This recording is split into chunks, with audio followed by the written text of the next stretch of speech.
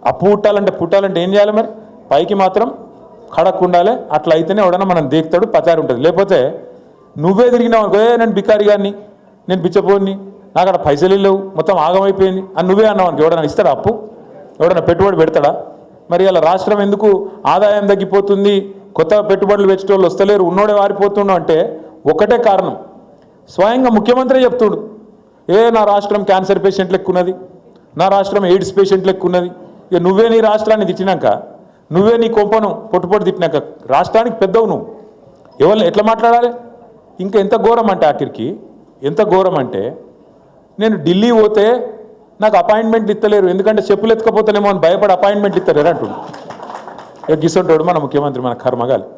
ఈయన కట మళ్ళీ ఈ అందానికి మనం ఓట్లేయన్నట, మళ్ళీ కాంగ్రెస్ వాళ్ళ అందానికి, ఇలా 20 నెలల పరిపాలనకు మనందరం పోయి గుద్దాలట జూబ్లీ హిల్స్లో.